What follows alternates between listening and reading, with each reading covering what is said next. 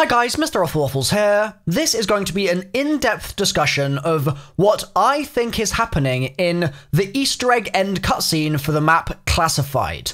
I've seen a lot of other creators talking about their interpretations of the events here, and I don't think anyone's quite hit the nail on the head in the way that I want to in this video. So we're gonna really go deep with this one. Buckle up, sit tight, get your hot chocolate, get your popcorn.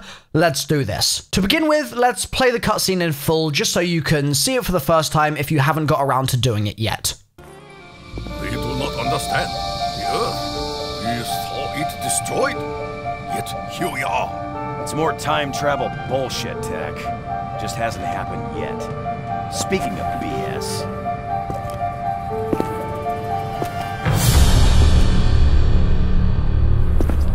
How the hell did you get back in your body, Doc? Does it matter, Dempsey? I'll tell you what matter. Americans still give Nikolai his vodka. Is that your plan, Nikolai? To give up and drink yourself to oblivion? Or do you want to make a difference for once in your life? You. Oh, Scheiße. You four must come with us. In time, it will make sense. Now. Intruders on the base. Hangar 4. Now we must go, quickly. There is a war to be fought. War? What kind of war? A war unlike any you have ever seen. The Great.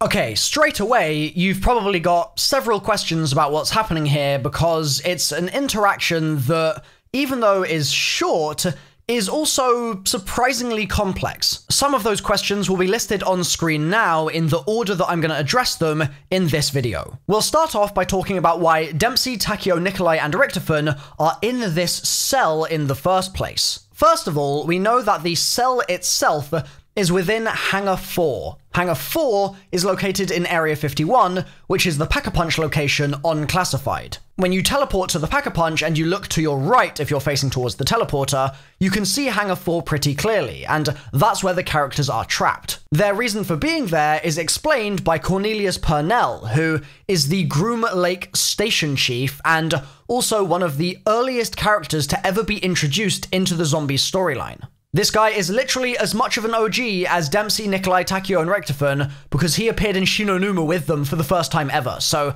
he goes back a long way. Between 1961 and 1963, Purnell is hard at work at the Groom Lake facility, and that's where the majority of the mined Element 115 is being stored and tested with. In February 63, he states that the construction of the moon teleporter is ongoing, and a number of scientists from the Pentagon's 115 division have been brought to Groom Lake. Dr. Schuster is the head of the operation, and he talks to Purnell about his worries about Samantha, who Schuster has history with in the map Moon. Now, the months go by in 1963, and then on August 3rd, there is a remarkable entry, Report 639, that Purnell gives, which states that this is Cornelius Purnell.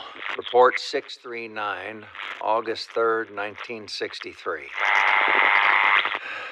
Earlier today, while Dr. Schuster was performing test number 11, we had an unexpected arrival through the teleporter.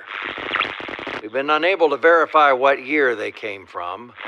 Our struggle with temporal anomalies during teleportation is well documented, but we are certain of where they came from. The moon. This event alone is baffling enough and is without explanation. But it becomes downright absurd when you take into account that I know two of the four individuals.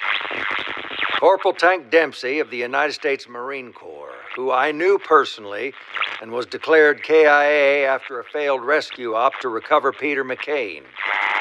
And Dr. Edward Richtofen from Group 935, who went missing weeks after we formalized the agreement to initiate Operation Stapler. I didn't recognize the other two, but they and Corporal Dempsey were in a delusional near catatonic state. Medical evaluation shows they've suffered from excessive element 115 exposure. And quoting our medic, "I'm not even sure how they're still alive." As for Dr. Richtofen, initially we believed him DOA. Upon closer examination, we discovered his body is very much alive, just zero brain activity. How it came to be that these 4 men were on the moon, we may never know. However, for the immediate future, we'll be keeping them here at Groom Lake. They are ideal candidates for additional 115 testing. So straight away, this answers our question of why exactly our characters are trapped within this cell in the building we now know to be Hangar 4 at Groom Lake. The Pack-a-Punch, Area 51, is also known as Groom Lake, and so what happened is those 4 characters who we know as Ultimus were going through the events of Black Ops 1, so they would have got the Golden Rod, they would have got the Focusing Stone at Shangri-La, and then they would have gone to Area 51, and then gone from Area 51 through the teleporter to the moon, which is what we do right at the beginning of the moon map in Black Ops 1. They then would have interacted with Samantha on the moon, done all that crazy business getting her out of the pyramid, and they then would have blown up the Earth at the end of the Easter egg. Now, until Classified, we didn't know what happened to that Ultimus crew once the moon Easter egg ended. Were they just left on the moon to die? Did they go somewhere else? Did they teleport out? Did they get rescued or something like that? What happened? And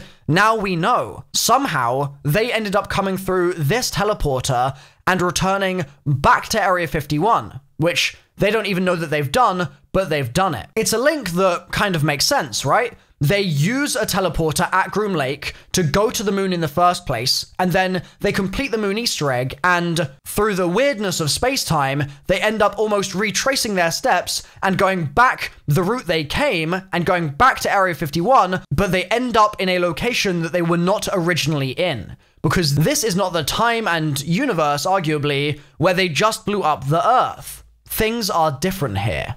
So now we know why they are at Area 51 in the first place, and the cage is explained as well by the fact that they're trying to make sure that they don't escape, because these guys have just come from the moon, they don't really know what's going on with them, and so they want to make sure that the characters just don't leave or anything crazy like that. Groom Lake is notorious for being full of secrets, and security there is going to be pretty top-notch. I'm kind of surprised that the jail cell, as pointed out by Radolsons27, doesn't have a roof, and so they could just climb out if they wanted to, but I guess that's just a small detail that Treyarch missed. So with all of that in mind, if we play the first couple of seconds of the cutscene, we can completely understand the conversation that takes place. Takeo saying, They do not understand. The Earth.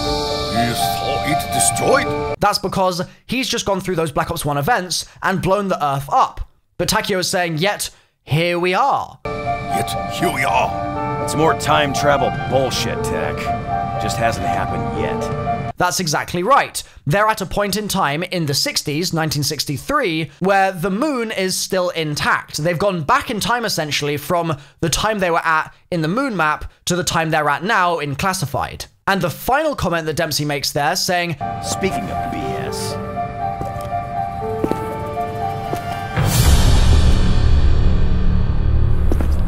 how the hell did you get back in your body, Doc? is easily explained by the fact that during the moon Easter egg, Richtofen swaps souls with Samantha in the MPD. And it means that inside Richtofen's body, you have the soul of Samantha, and she's running around going crazy, wishing that she could get her daddy back, whereas Richtofen's soul is inside the MPD where Samantha's was previously. And so as far as the crew were concerned, the last thing they knew was that Richtofen's body was still walking around with them, but it had Samantha inside. We learn how Richtofen re-entered his body in another message from Purnell. This one's a little later, on October 13th, 1963. Purnell states, "This is Cornelius Purnell. Report 715, October 13th, 1963. I'm filing this report on behalf of Private Gordon. Private Gordon was working graveyard in Hangar 4, where our new test subjects are being kept. At 0300 this morning, Private Gordon reports a, quote, bright blue oval-shaped light beam materialized in the room, end quote. Out of said light beam stepped, and I quote, a zombie dressed in a World War II German military uniform. So, let's pause there for a second. There is a zombie dressed in a World War II German military uniform. This, realistically, can only be one zombie, especially seeing as it is stepping through a blue oval-shaped light beam materializing in the room with him. The zombie is a zombified version of Dr. Edward Richtofen, who we know the origins of thanks to the Easter egg ending of Buried back in Black Ops 2, the timeline, and also the Zombies comic. Zombie Richtofen goes on various quests for human Richtofen, but then once he's delivered the blood vials to Richtofen, doesn't really seem to do anything in the story. However, we now know what he does next. He steps through this portal and enters the room with Private Gordon. Purnell's statement continues. This zombie did not interact with Private Gordon, but instead slowly walked up to the comatose body of Dr. Edward Richtofen, who, up until now, we've been unable to resuscitate. Private Gordon then observed this zombie touching the body of Dr. Richtofen, at which point the zombie turned to ash, and Dr. Richtofen immediately let out a guttural shriek and began cackling. I cannot verify Private Gordon's story, but what I can tell you is that as of this morning, Dr. Richtofen is very much alive, and he is very animated. So much so, we've since had to have him sedated. Seeing as the human Richtofen here, Ultimus Richtofen, is comatose, he is completely devoid of any brain activity, he has probably already done some kind of soul swap whereby Samantha's soul is no longer in his body. I think that the reason he's got no brain activity is because he doesn't have a soul at that point. Then, Zombie Richtofen comes through, touches him, and essentially donates his soul, and that means that the zombie body crumbles and turns to ash, whereas the rest of him, the human Ultimus Richtofen, is then revived, the two halves are made whole, and he's able to start cackling, and ends up being sedated because, I mean, a very animated Richtofen, I'm sure, would be very annoying. So, that explains Dempsey's confusion, saying, How the hell did you get back in your body, Doc? Does it matter, Dempsey?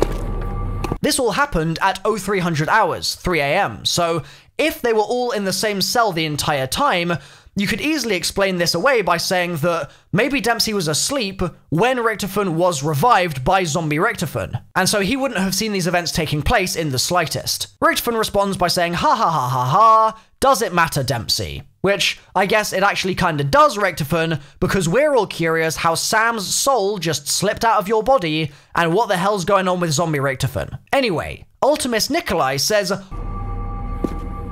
I'll tell you what matter. Americans still give Nikolai his vodka. which is possibly the most tropey, cliched line they could have written for poor old Ultimus Nikolai. Up to this point, I don't think there's anything in particular that's unexplained. However, as soon as he says this line, things start to go haywire for this end cutscene. Another one of the blue portals open while Nikolai's drinking his vodka, and Primus Nikolai steps through. He says, Is that your plan, Nikolai?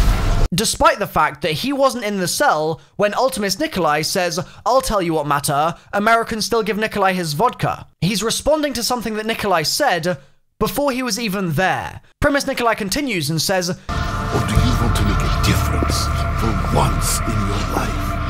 this is a direct reference to the fact that throughout the zombie storyline, all the versions of Nikolai have had serious emotional regrets weighing on their conscience. Whether it's Primus Nikolai saying that it's better to have loved and lost than to never have loved at all, or it's Ultimus Nikolai constantly being wistful about all his past wives who most likely didn't even exist. German Samantha in Classified chastises Nikolai for being a hopeless pawn and never really being the warrior who he once was capable of being. She says that it's pitiful how he just follows the leader and acts like a complete sheep instead of thinking for himself and actually doing anything with his life. And Primus Nikolai is playing into that exact feeling here. That's clearly something that is very much on Nikolai as a collective group of people across all Primus and Ultimus, etc., across all the Nikolai's minds. He's gonna be feeling pretty bad about himself because he's not a very happy guy. And Primus Nikolai here is essentially hitting that nail on the head, saying, do you want to make a difference for once in your life? This is your opportunity. Ultimus Richtofen says, you. Oh, scheiße. That's simply being directed at the other version of him that he has just seen step through this portal here. Primus Nikolai says, You four must come with us.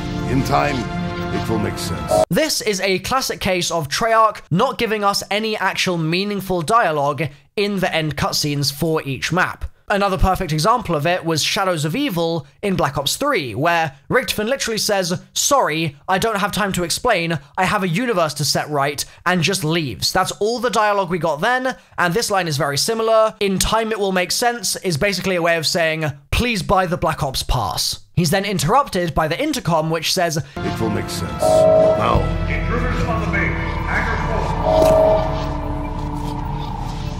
Clearly, my comment earlier on about security not being that tight at Groom Lake was maybe a little hasty because there clearly is security. They detect this portal within about 5 seconds of it appearing, and that hurries on the characters to make their exit. Now we must go, quickly. There is a war to be fought. War? What kind of war? A war unlike any you have ever seen. The Great. That Great War is the Great War that we learned about in Black Ops 3 and also on the Zombies timeline. We will come back to discussion of the war itself in a couple of minutes' time, but the next thing that we need to look at is who exactly these 4 characters are who have stepped through the portal. Yes, they appear to just be Primus, who we played as throughout all of Black Ops 3, but at this point in the video, I want us all to put on our Sherlock Holmes detective caps and have a solid think about what's actually being presented to us here. There are a couple of key details that I'm going to point out to begin with. To do this, we're going to hop on over to the whiteboard because it'll make it a little bit easier for you guys to follow, I think. I can draw diagrams, stuff like that, so we'll head on over there now. Right, welcome over to the whiteboard. I've got the Zombies comic ready in case we need it.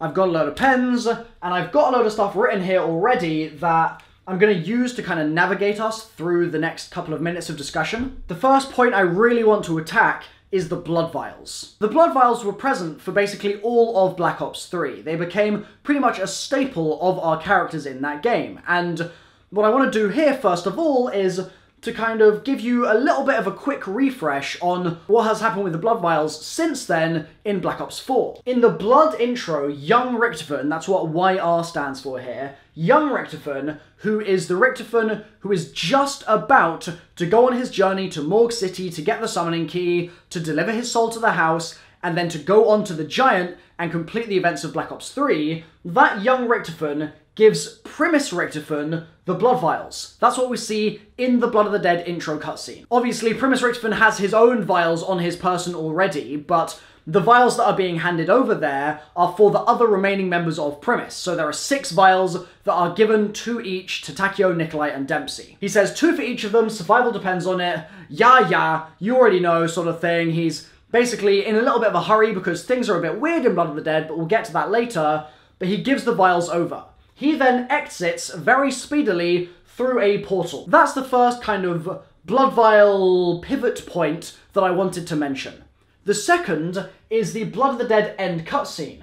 In there, Primus Richtofen, that's PR, is left in the DM, the Dark Mechanism. Sorry I have to abbreviate everything here. There's just not enough space on the whiteboard, despite the fact that it's already a pretty big whiteboard. So Primus Richtofen is left in the Dark Mechanism, and this new Great War Richtofen, who is this GWR fella, he comes along and says, "The cycle is broken, Edward. These blood vials are no longer necessary because we don't need an insurance policy outside the cycle. It's the blood vials that are essentially the catch-all in the cycle that allows it to keep looping back around and around and around. And without the cycle, blood vials no longer needed. So, Great War Richtofen exits with the remaining members of Blood Primus through the portal and leaves Primus Richtofen in the dark mechanism. On the floor, right at the end of the cutscene, we see 6 blood vials discarded from the Blood Primus characters, and those vials were given to them at the start of Blood in the intro, having been secured by Zombie Richtofen. The other 2 vials, Richtofen's vials, are smashed on the floor. So you've got 6 on the floor that are still intact, and then 2 which are smashed and I guess have just spilled their contents everywhere, and that's that. So those are our 2 kind of main important points for Black Ops 4. It's also worth mentioning in Black Ops 3, the only point where we... It's also worth mentioning in Black Ops 3, the only points where we see changes in people having or not having blood vials are in 2 specific areas. One is in the Zetsubou end cutscene, which is actually really the Blood intro, except that they don't go to Blood, they just go to Alcatraz. When they go to Alcatraz, they get the blood vials from the Richtofen who gives them to them in the Blood intro. That's that young Richtofen, but then they just leave Blood. They don't end up going into the crazy events of actual Blood of the Dead because of the cycle break. So the rest of Primus obviously get their blood vials there in Black Ops 3 in Zetsubou, and then at the end of Black Ops 3 in Revelations, they drink one of the blood vials each, so they still have 1 remaining blood vial each on their person, and then they've got 1 empty vial each, and they get to that end cutscene. Monty directly calls them out about the blood vials, saying they're from dimensions that have already been closed off. And there is then a scene change, and the characters are shown to us back in time in the Great War, holding their ancient staves aloft, having seemingly just won. In the background you can see the mound, so it appears that they're in the Origins Dimension 63 version of the Great War. There are multiple Great Wars, and that's something that we'll be getting to in a couple of minutes as well. Man, there's a lot to pack into this video, holy moly. So with those 2 events from Black Ops 3, and these 2 from Black Ops 4, and yes, there are some more in here, but they're not important to us right now, we have a pretty good picture of how the blood vials either are or aren't present as the story progresses. Now, we need to use all of that information and keep our Sherlock Holmes hats on tight to figure out how exactly it relates to the classified ending, because, as I pointed out, in the classified ending, the post-Moon Ultimus characters who are inside Hangar 4, they obviously don't have blood vials, they never have had, and so that's normal, that's to be expected, and we understand why post-Moon Ultimus is there, so that's fine, but then Bloodless Primus arrive through the blue portal, and none of them have blood vials. Now, if we were going to say, okay, this looks like generic cycle Primus before Zetsubou, then there shouldn't be an expectation for all of them to have blood vials, it should just be Richtofen. If it was post-Zetsubou Primus, but before the events of Revelations, then we would expect all of them to have blood vials on their person. They'd each have 2 vials. And so straight away, we kind of have to rule out both of those possibilities, because they don't have any blood whatsoever. The fact that the Richtofen that is with them also has no blood vials means that it can't really be super young Richtofen from Origins, for example, because that Richtofen has already been given the vials by himself in one of the final scenes of the Zombies comic. He gives himself the vials there and says, "Trust me, Edward, you will need this blood. When the time comes, it will protect you." So if he has no vials here, it could be pre-Origins, but he's wearing his Origins outfit, so that kind of means that it has to be really far after Origins. Now, we've just established that it can't be pre-Zetsubou because then he'd have the vials on him. It can't really be between Zetsubou and Revelations because he'd still have the vials and so would the others, and it would be unlikely, I would say, to say that it's a post-Revelations Richtofen, because then he would still have 1 filled vial and 1 empty vial. Now, that idea of it being post-Revelations Richtofen is worthy of more discussion, and so we'll come back to that in a sec. I just want to say one quick thing here, and that's that you could argue, I suppose, that it was a pre-Origins Richtofen, as in, he just happened to have his same outfit, but he hadn't given himself the blood vials yet. You could argue that, but there are other reasons why that breaks down, specifically the fact that He's not saying anything. He's not questioning anything. He's very knowledgeable about what's going on. And that Richtofen at that point in time is not knowledgeable about what's going on. And so it's exceedingly unlikely that it's a Richtofen from that earlier point in time. So let's go back to the idea of it being a post-Revelations Richtofen. What if Dr. Monty's like, what if I send you somewhere you've never been? And then instead of sending them to the Great War, for example, there's actually a beat in between and he sends them to Classified. Well, it doesn't work for several reasons. First of all, straight up, they have blood vials in the Revelations ending, and then they don't have any vials here. And yes, one of the vials is empty and one is filled in the Rev ending, but they are still there. And so, in order for them to have gone from the Revelations ending to Classified first, or an intermediary place and then to Classified and then on to the Great War at some later date, they would have had to dispose of the blood vials. So that's already one assumption, that they kept these blood vials with them, and then they disposed of them for an unknown reason. Those characters would still be in the cycle, so they might still need the vials. I mean, they have one remaining. If they didn't need them for a potential future event in the cycle, why would they not drink both of the vials? Why would they each have two instead of one? It kind of spirals into a bit of a grand assumption that they would get past that point in time and then just be like, yeah, no, we don't need these vials anymore.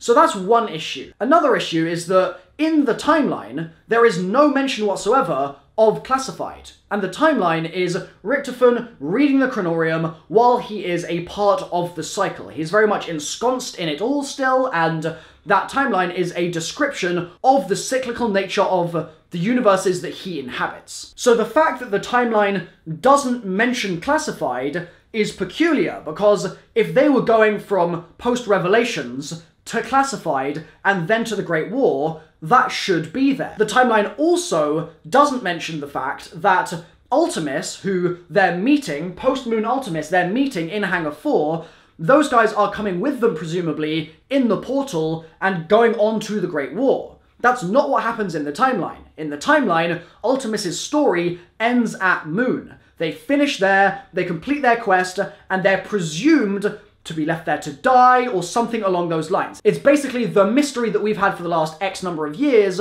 in timeline form. Whereas here, a freak event caused by this development of the teleporter at Groom Lake, in whatever the Classified universe is, has meant that they have basically come back from the moon, and these new events are unfolding now. Not only are Ultimus not mentioned after Moon in this timeline, but also the timeline specifically states that Primus win the Great War in both cases. And Nixaru made a really cool theory video about the fact that if it is post-Revelations Richtofen, then that could help explain why there are these two Great Wars in the cycle, because then Ultimus could fight one Great War in their universe, the In the Beginning universe, ITB is what I'm calling it, somewhere on here I think, and the other crew from Dimension 63 could fight the Great War in their universe. But Ultimus isn't Primus. And the timeline says it's Primus in both, and doesn't mention Ultimus at all. So I think that because of all those assumptions that have to be made here about them discarding the blood vials, the nature of the beat that would be required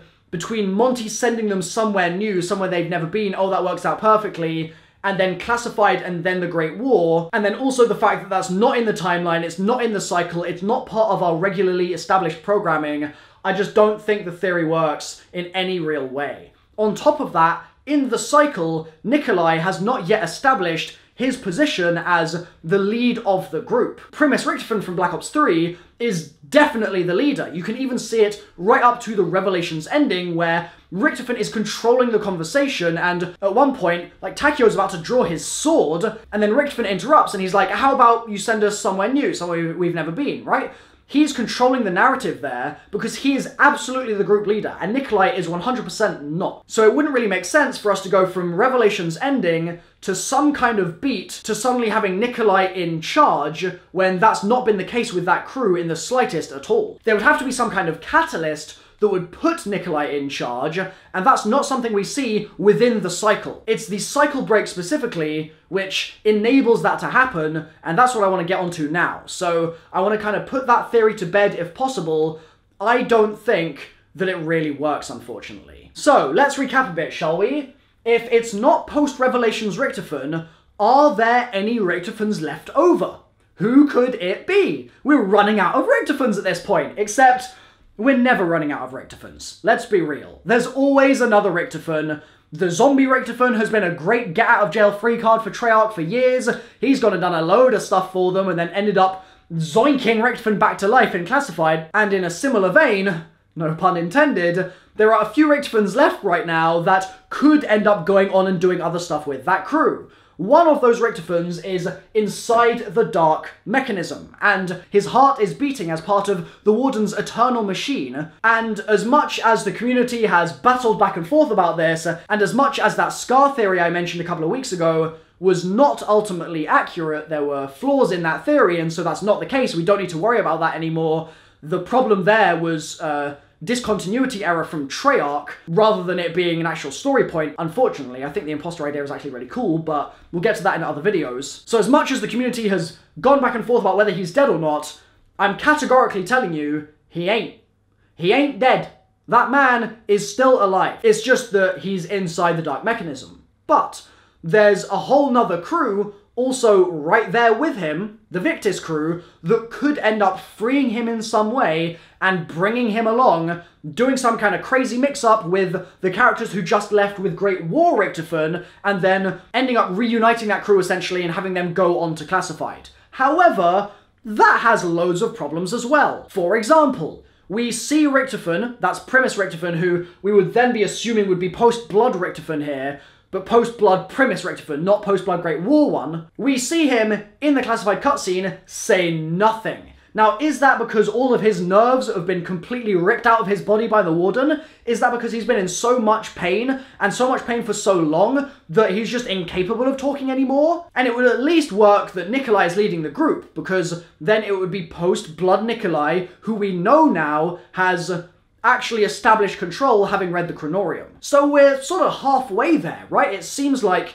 maybe this is going in a good direction, but I still don't think that this is what they're going for. I think that what we are seeing is young Richtofen who runs away over here, who has read the Chronorium, who knows about the events that are about to unfold, and who presumably, when he escapes, does not go to get the summoning key. Because think about it, okay? Normally, in our expected chronology, what happens is, in the comic, young Richtofen receives the blood vials from the Victis crew and puts the Victis crew into their stasis pods. He then welcomes Primus into his lab in Alcatraz, he gives them the blood, and then they leave. Then, young Richtofen is expected to go through a portal to Morgue City to yoink the summoning key, and then to go on, secure his innocent soul, go on to the events of Black Ops 3, etc. However, this is our cycle here, and while that happens fine when it's Alcatraz that the Primus crew go to, it's different when they go to Blood of the Dead, which I've got in red just here. Once they get to Blood of the Dead, the Primus crew that come through have the summoning key. And at that point in time, the cycle has broken. That's evidenced by the fact that young Richtofen and Primus Richtofen's interaction tells us that the pages have changed. The Chronorium is no longer the same, and as such, we are no longer in this blue line of loop that I have just here. It wouldn't make sense for young Richtofen in that point in time to step through that blue portal and then go and get the summoning key again, because he would then be stepping back into the cycle for no reason. There's absolutely no way that he's going to inject back into that cycle there. And so what he would need to do is carve out some new path in this kind of splintering tree that will now be growing out of the point where the cycle has broken from. That's this red tree here, essentially. So he leaves, as we said, through the portal, and then goes and does something that we do not currently know. It's a mystery where that man ends up. Young Richtofen is free. He has read the Chronorium, so he has an idea of the new events that are about to happen, and he basically wants to get to work as soon as possible, so he zooms his way out. We then combine that with the blood ending, and we see that Primus Richtofen from Black Ops 3 left in the dark mechanism, and he can just stay there. He's not an issue anymore if he stays in that spot. So let's assume that Treyarch are going to honor the emotional weight of that end cutscene and leave him there to be a sad and poignant moment, a Greek tragic hero, if you will, for that little bit of the blood story. That leaves us with Great War Richtofen, who's come out of the stasis pod, and it also leaves us with post-blood Primus, minus Richtofen, obviously. What this theory would need in order to make sense would be for there to be some kind of meetup between Blood and Classified, whereby the characters would meet back up again, so you'd have young Richtofen, Great War Richtofen, and then the 3 Primus. Great War Richtofen would go elsewhere and do something else, while the other 4 would reunite as a crew, but Nikolai, having just read the Chronorium and taking control under the orders of Great War Richtofen, would then be in charge. That means that when we get to that Classified ending and Nikolai is in control,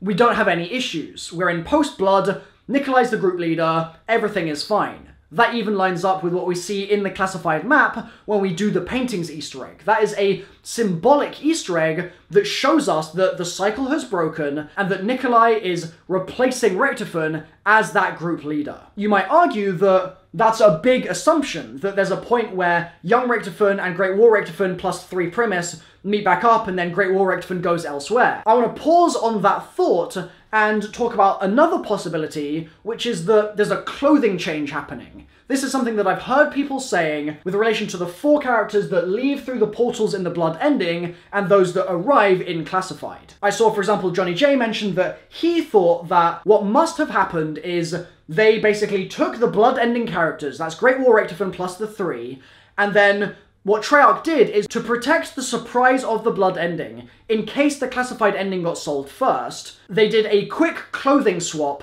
with Great War Richtofen, so it's still actually Great War Richtofen, it's just that they gave him the Primus clothing. Now, I have to take issue with that theory, simply because if we can assume that Treyarch are doing that sort of thing for the sake of protecting their cutscenes and things like that, I think that we have to second guess every single time we see any character in Zombies ever. I think that it's an extremely big deal to start making assumptions like that, because you then have to wonder, okay, do we have the same character in any map? What if it's just a different Richtofen coming in every time with the same clothing on? They could have had all sorts of Richtofens at all sorts of points in time, going to just the wrong places, in the wrong order, but we would have never known, because it could have just been a costume, guys. Like, it just doesn't really work. I really would push back against that idea, and also just because of the fact that I think Treyarch wouldn't have cared if it was Great War Richtofen that was seen coming through the portal with the Primus crew in the Classified ending. In fact, I think it would have actually been something that they would have preferred if that's the way the story actually worked. Simply because if Blood didn't have that reveal, we would have been completely shocked out of our minds when that happened in Classified. That would have been incredible, and then when we would have eventually solved Blood, it still would have been an amazing surprise because there was that chamber there, we wouldn't have known what was going on, and we wouldn't have known that Great War Richtofen was going to come out. I mean, that's still a mystery in the story. It wouldn't have ruined any surprise there. So I really think if they were literally going from the Blood ending and just walking through those 4 portals, and then also, specifically, going from 4 portals into 1 portal in Classified, like they have separate portals in Blood, but then they all come through the same portal in Classified? I don't know, man. I don't think that that's the way they're going, and also, I don't see why Great War Richtofen would want to change clothes either. Like, my guy's a knight. At that point, he's fought in the Great War, or he's at least prepared to, and I think that it would be very strange for him to be like, oh yeah, let me go put on these like sweaty, dusty, moldy, muddy old clothes that I've been wearing for the last however long in all these events of the cycle that I've lived through a billion times. I think a fresh outfit's probably pretty nice for him, so I wouldn't expect him to want to change either. So if Treyarch wanted to do it to protect things, I just don't really think that that's the case. If they wanted it to be a story point, I don't think that's the case. I really just don't think that a clothing change works here. But I appreciate Johnny's point that's that at this point we don't have much of a story left, or at least it feels like it. I mean, they've kind of been building up to this whole Great War thing since the beginning of Black Ops 3 pretty much, and it's got to end at some point. They can't just keep making new stories up and squeezing them into this patch before the Great War. They've got to do something after, or just finish the story forever. And so what Johnny's saying about how it's just the simplest option is something that I can sympathize with, but I disagree with here. Let's go back to my idea, okay? If it's young Richtofen, then what we do need in order for that to work is we need a point in time between Blood of the Dead and Classified where those characters meet, as I said. This is one of the nice kind of yin-yang, sort of cyclic, rhymey kind of things that I feel like Treyarch have potentially gone for here. It's almost like there's a reflection in the cycle events in the non-cycle events now, because this is what I think is going to happen, right? In the cycle, we have our normal cycle events, we get to Zetsubo, and then pre-Zetsubo cutscene, the characters are there, they go off to either Alcatraz or Blood of the Dead, depending on if the cycle then breaks or not. If they return to Zetsubo from Alcatraz, they go on to Garod, they go on to Rev, and then from Revelations, we see a gap. There is a gap that is not described in the timeline. It's just that there are two branches that go off. One goes into the Great War in Dimension 63, another goes into the Great War in the Beginning universe, and those two universes are aligned up to the point where Primus disappears from history. That's the entry where they are aligned up to. You then have deviations with Pablo and with Arthur, and so those dimensions basically split at that point. They branch, and you go back to it being Dimension 63 separate from in the beginning. So those are our cycle events, and the way these were delivered to us by Treyarch were that we had DLC 1, Horizon, then we had DLC 2, Zetsubo, and at DLC 2, they basically showed us teleporting, but we did not know it was Alcatraz. And then, for the entire rest of the game, it was actually a mystery, up until actually Revelations, it was a mystery where they had gone. They didn't talk about it at all. There were no character quotes. They kept stum. And then in Revelations and beyond, we found out that they went to that cursed prison or whatever. And that's when we got an idea it was Alcatraz, and then we saw Alcatraz itself much later. I mean, we're only properly seeing it now in the comic, but then also in Blood of the Dead, which is a different version of Alcatraz. So that was how they delivered that info. Here, what I think might be happening, and this is where the kind of reflection couplet form of this happens, I think that instead of Treyarch showing us being in a map, going somewhere without knowing where it was, and then returning from that place, and that being a mystery, I think that the inverse is being done. I think that here, they're showing us the place that we teleported to, classified, but they're not showing us where we came from or where we go to next. It's an inversion, it's a reflection of what we see with Zetsubo and Alcatraz, except this time we don't see the Zetsubo, essentially, which would be wherever they're coming from to go to Classified. And it's that Zetsubo, it's that mystery place where they go from to Classified and then return to, which could be the Great War, potentially. It's that area that I think is going to be the same place where Great War Richtofen and the post-Blood characters, essentially, all meet up with young Richtofen. And that, I reckon, is quite possibly going to be DLC 1. And if not DLC 1, sometime later in the DLC cycle. I said this in my first reaction, the first time I ever saw the cutscene, I said exactly this. I said, I thought that we were going to be getting this kind of inversion happening here, and it would be a perfect way for them to essentially tease us that in DLC 1 or DLC 2, we're going to end up going back to Classified where we've just been, doing this thing, returning with Ultimus, and it perfectly sets up the next map, because if one of our maps, let's say DLC 2 for example, right? If DLC 2 ends with our characters saying, oh yes, we need to go somewhere now with young Richtofen to pick up 4 more guys and then we're going to go and fight the Great War with them, then because we've already played Classified now, we've figured this out, we're going to know that in the next map, there's going to be these 2 crews alongside each other, which could end up with an 8-player Easter egg for all we know, but regardless of whether that happens or not, it will still end up with a huge climax in the story. Having the 2 crews together in one map would be insane, and seeing as in Classified they mention that it's about the Great War, I think that that will be a nice way to close the loop, if you will. Now then, our discussion is not over. I wanted to talk about what this means for Classified as a map, because I've heard a lot of people saying Classified is part of the cycle, but I really take issue with that for the reasons that I mentioned previously about the fact that I see the timeline as an illustration of the cycle, because Richtofen is aware of the cycle, he understands what's happening, to some extent at least, because of his readings of the Chronorium, and the timeline, therefore, shouldn't really describe any events where the cycle breaks. And that's why Blood of the Dead isn't on there, because the pages need to change in order for Blood of the Dead to be written into history. And that's also why, as far as I can tell, there's no other mentions of any cycle breakage in the timeline that we currently have from Richtofen's point of view. Richtofen only sees the blue here. He only sees them going to Alcatraz and coming back. He only sees the Mob of the Dead characters being trapped in a seemingly endless cycle. Like, that's all it says in the timeline. It doesn't say they break the cycle. It doesn't say they escape from purgatory. None of that's there, so he doesn't see that in his view of the Chronorium. And so I feel like the reasoning behind the 2 Great Wars thing here is probably something along the lines of the fact that it's like a root universe. The Great War happens, and it's only afterwards that it splits, and so they need to basically go to both universes in order to fight the Great War, because it is actually the same universe at that point, or at least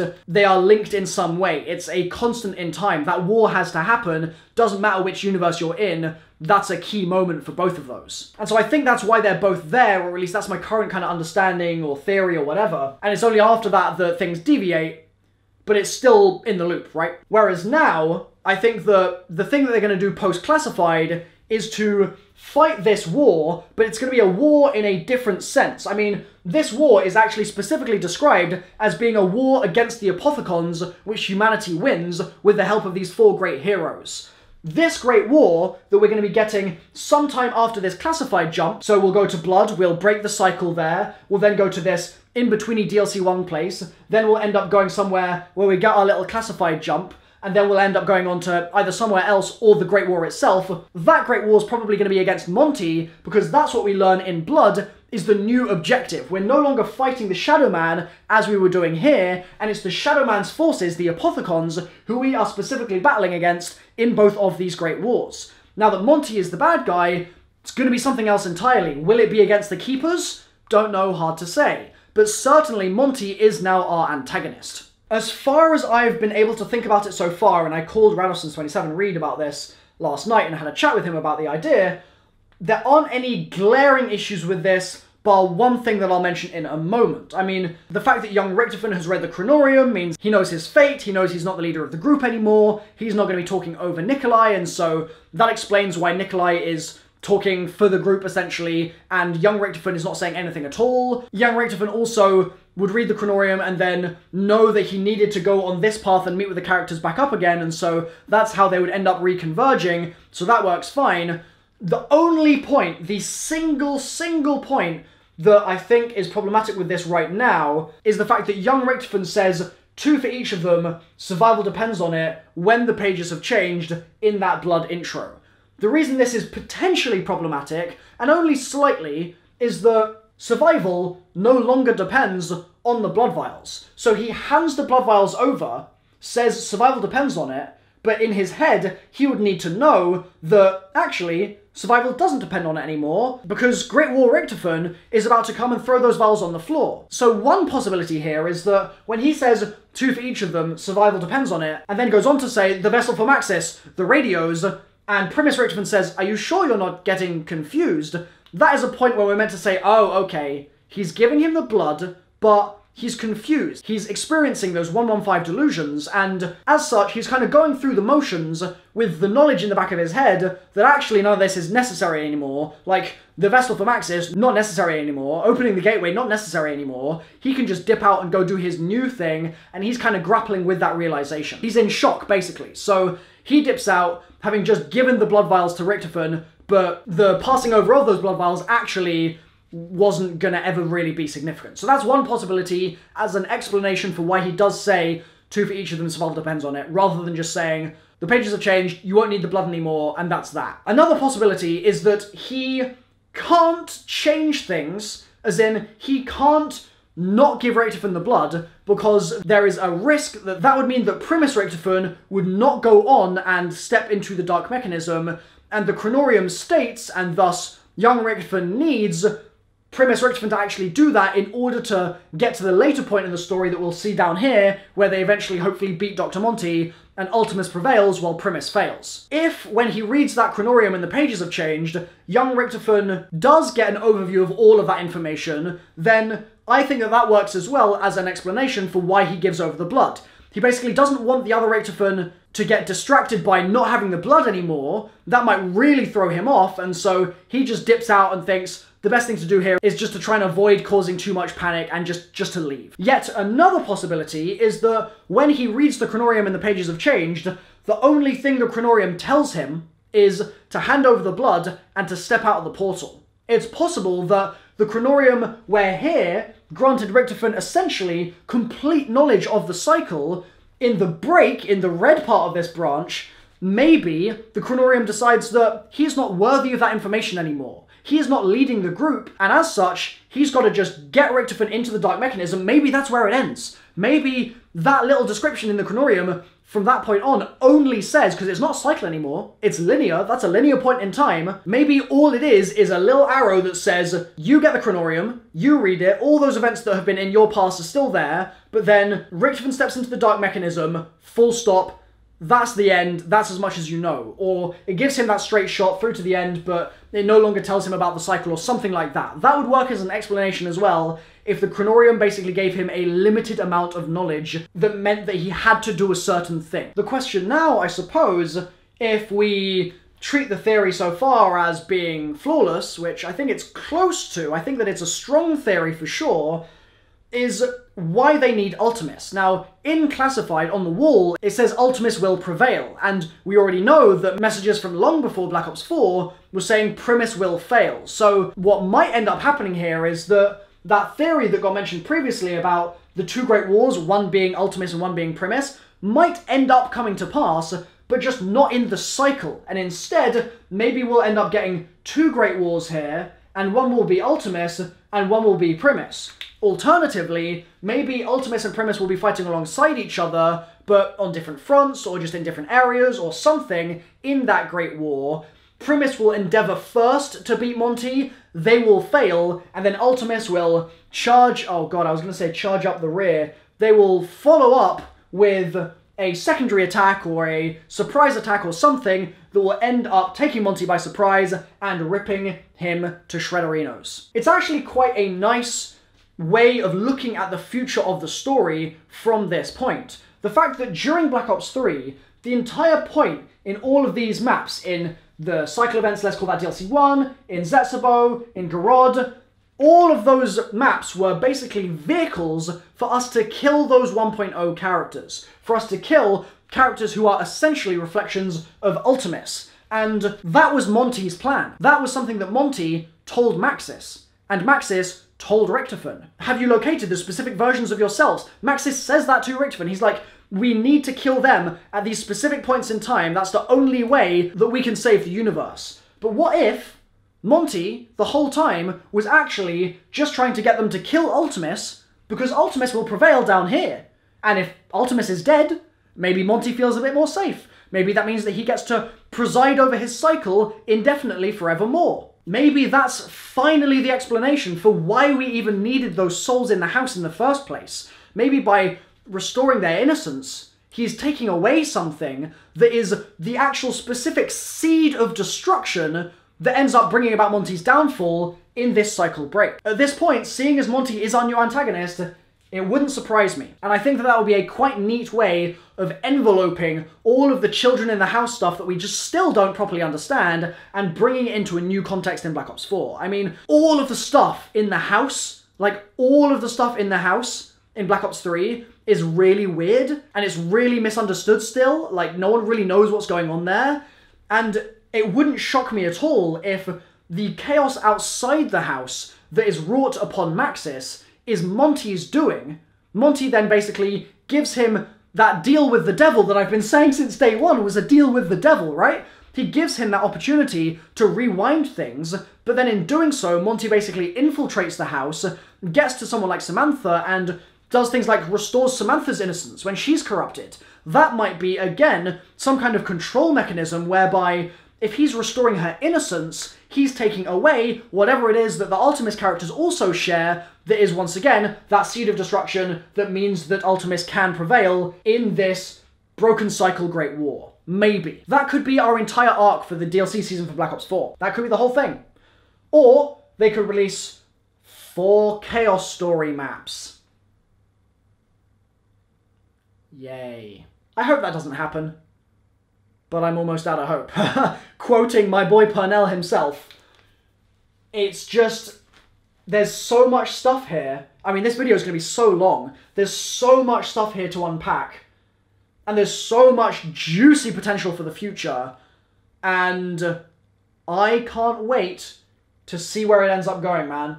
I just can't. There is one loose end that I've just remembered that I want to mention here. In the map, when we trigger the Dempsey quotes at Hangar 4, he's talking about the fact that they blew up the moon, he's kind of angry and hasn't slept, he's feeling really restless, and he's like, goddamn German sauerkraut, like all his fault, the voices in his head were the problem, Samantha tried to warn us, etc. Those quotes simply do not align with what we see in the ending. Because in the ending, by that point, they've been in there for months. There have been months between them arriving and the four of them actually being up and talking to each other inside Hangar 4. And so it's just weird that we would get that quote saying, blew it all up, like messed it all up, but we can still fix this, gotta escape, that we get from Hangar 4 with Dempsey, and then for us to be seeing, presumably later on, in the classified ending, that same Dempsey, much more kind of complacent about it, still asking questions like, how did you get back in your body? Basic kind of things that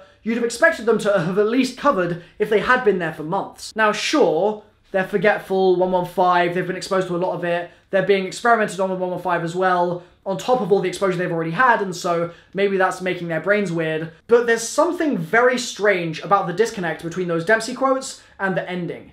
And it almost makes me think, almost, not quite, but almost, makes me think that maybe the Dempsey quote that we hear when we throw that grenade at Hangar 4 is not actually of this universe. I think there's a chance that that actually ties in with the other Dempsey messages that we've had at this point, the field reports, etc., where he's dying, I am the only one left, but I'll be joining you soon, my friends, cough cough, death is near, those sorts of things. Maybe this ties in with that somehow?